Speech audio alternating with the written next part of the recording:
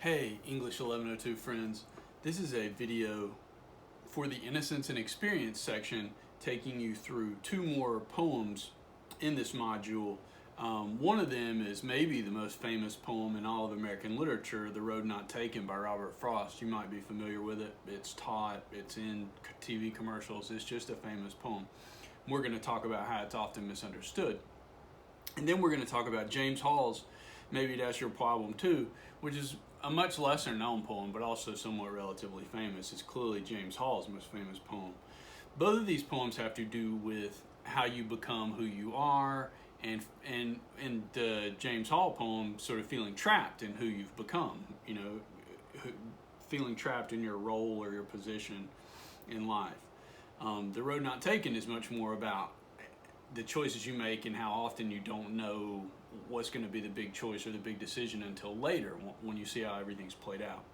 So we'll start with The Road Not Taken. Robert Frost, one of the most famous American poets, he died in the early 1960s.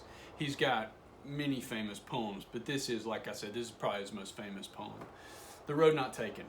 You'll notice too, this poem is made up of 4 stanzas. Each of them are 5 lines. There's a regular rhyme scheme to it, with the first line, the third line, and the fourth line rhyming, and then both in undergrowth, the second and fifth line rhyming. So this is like in some ways an old-timey poem where there's some rhyme and the standard number of lines, 4 stanzas with 5 lines each. Pretty standard poem. 2 roads diverged in a yellow wood. So you have the speaker, he's traveling through the wood, he comes to a fork in the road where the path, he has to decide, the path splits and he has to decide if he's going to go to the right or go to the left. 2 roads diverged in a yellow wood. Sorry I could not travel both. So, we wish in life when we're faced with choices or we're going along, we wish we could sort of know where both roads go, like what are going to be the consequences of both choices, but we can't know that. Sorry I could not travel both and be one traveler. Long I stood and looked down one as far as I could to where it bit in the undergrowth. So he's standing there trying to decide where to go, trying to decide what decision to make. Then took the other just as fair, and having perhaps the better claim because it was grassy and wanted wear. So he looks down one as far as he can see, then is like, no, I'm just going to go this other way. And it's just as fair, he says there's really not that much difference between the paths because it was grassy and wanted wear. So he says, oh, it's grassy and wanted wear. So this is where you get this common misperception that this poem is about the road less traveled, or picking the road less traveled, or going the way that most people don't go, or being different, or marching to the beat of your own drummer, or something like that, which is not really what this poem is about at all. Because even though he says, because it was grassy and wanted wear, the next lines, though as for that, the passing there had worn them really about the same. So right where he's standing, and as far as he can see, they look worn about the same. There's no difference. He just decides to go one way because he has to go one way. It's not about picking the road less traveled. He just picks, he's like, hey, this is the way I'm going. There's no difference between the roads as far as he can tell when he makes the choice. And as he says right here to reinforce that idea, both that morning equally lay in leaves no step had trodden black. So even though the one path is different, he's not going to know that until later, especially because where he's standing they look the same, and they've both been covered by leaves, so he can't tell at all. Like they're disguised. There is no apparent difference between the 2 roads from where he's standing as he chooses in this moment. Oh, I kept the first for another day, yet knowing how way leads on to way, I doubted if I should ever come back. Y'all know this, you make a choice, you often can't come back and choose the other way. Like you make a choice, you go with it, and that decision's made, and there's no going back and having it the other way. Then here comes the important part. I shall be telling this with a sigh, somewhere ages and ages hence. So he's going to be talking about this choice in the future and looking back at this choice in the future. And that's really key to understanding this poem. 2 roads diverged in a wood, and I took the one less traveled by, and that has made all the difference. So this choice, the road he chose, made all the difference. But this is not about how he knew that when he made the choice. It's about somewhere ages and ages hence, when he's already gone down the road in the future. And he's looking back and he's like, oh, that was a big day. That was a big decision. That was a big choice. What this poem is really about is about how often you don't know what the big days and the big moments and the big choices are when you're making them. It's ages and ages hence, when you're looking back, that you're like, oh, that was a big choice. That was when I took the road less traveled. I didn't know it at the time, but looking back, I can see that was the big choice. That was the big moment. That has had a big effect on my life. That's what this poem is really about, is this often you don't know in the moment. It's only looking back that you're like, oh, that was an important choice. That was an important road. That was an important path that I took to go this way, not the other way. Maybe That's Your Problem Too is a poem about being Spider-Man, but it is about sort of feeling stuck with the choices you have made and the roles you have taken on in life. Like sort of feeling stuck, and to go back and connect it to the road not taking, feeling stuck on the road that you're on, the path that you've chosen.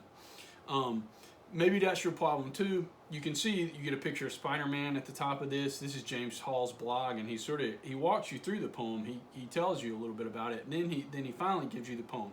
Here's the poem itself. This is a poem about being Spider-Man, so it seems like it should be this exciting poem. But part of the sort of trick of this poem, or the device of this poem, is that it's not what you think. It's not exciting. All my problems, who knows? Maybe everybody's problems is due to the awful truth that I am Spider-Man. And so it's like the speaker in this poem is Spider-Man. You're like, okay, I know, all the dumb jokes, no flies on you, ha. The ones about what I do with all those extra legs in bed, well, that's funny, yeah, but you try being Spider-Man for a month or two. Go ahead. So it's like, you think my life's so great, you think it's so great being Spider-Man, you try it for a month or two. It's not as great as you think it is. And here's why. You get those crazy calls from the governor asking you to twap some bugler who's only trying to whip off colored TV sets. Now, what do I care about colored TV sets? But I pull on the suit, the stinking suit, with the sucker cups on the fingers, and get my whoops and little bundle of equipment. Then I go flying like crazy across town from rooftop to rooftop. Till there he is, some poor, dumb colored TV slob, and I follow him and we wrestle a little until I get him all woke. So big deal. So what these two stanzas have to do with, you see them right here, is that, yeah, Spider-Man is out fighting crime and doing these exciting things and swinging from rooftop to rooftop and catching these criminals. But once you've done that, 10 or 20 or 50 times, it's the same old thing. Everything becomes the same old thing if you do it enough. The governor calls you and you go fight crime. But once you've done that, for 6 months or 6 years or whatever, no matter what your job is, no matter what your daily routine is, it gets tired after a while. Like everything feels repetitive when you're doing it enough, even catching these colored TV, these thieves stealing colored TVs.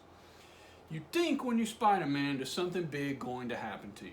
Well, I tell you what, it don't happen that way. Nothing happens. Governor calls, I go. Bring him to police, governor calls again, like that, over and over. And here's where the repetitive idea that, again, no matter what your life is, no matter what your role in life is, you go to work, you get up and go do the same things over and over, and everything feels repetitive, feels routine, feels boring after a while. I think I try something different. This is the last stanza, and this is where he's like, all right, I gotta break away from this. I think I try something different. I think I try something exciting, like wasting cause, something to make my heart beat in a different way. At some point in your life, when your life's feeling routine, you feel trapped in a routine, you want to break away. You're like, I'm just going to do something else, just for the sake of doing something else. But then, you just can't quit being something like Spider-Man. You Spider-Man for life, forever. I can't even burn my suit, it won't burn, it's flame resistant. So maybe that's your problem too, who knows? Maybe that's the whole problem with everything. Nobody can burn their suits, they all flame resistant. Who knows? And that idea of your suit being flame resistant at the end, that's an important idea. It's about feeling trapped in your role, feeling trapped in your suit, feeling trapped in the expectations that other people have for you.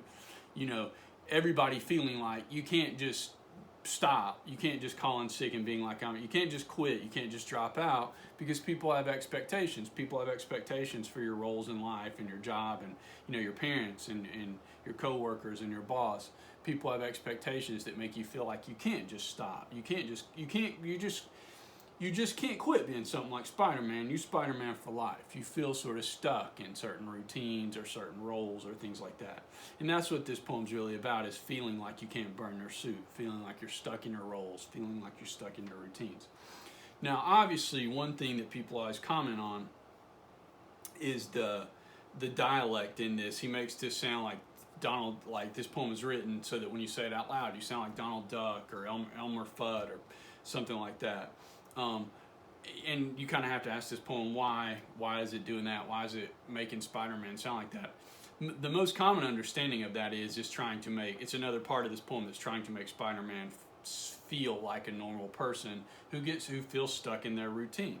Spider-Man's got a speech impediment. Everybody's got their normal flaws and problems and issues like that, including Spider-Man, who's got a speech impediment in this poem. So he's just like everybody else. He feels trapped in his role, trapped in his job. He's got a speech impediment. This poem's doing in several different ways, trying to make Spider-Man just feel like just another guy who has normal person problems, like speech impediments, and feeling bored and trapped in your routine.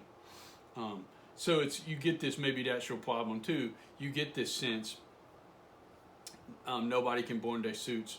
Maybe that's the whole problem with everything.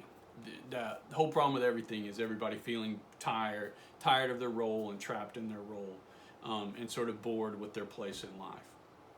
I hope that's helpful for helping you understand The Road Not Taken and maybe that's your problem too. Two poems that are about like people's choices in life and how you end up where you are and how you feel about it. Thank y'all.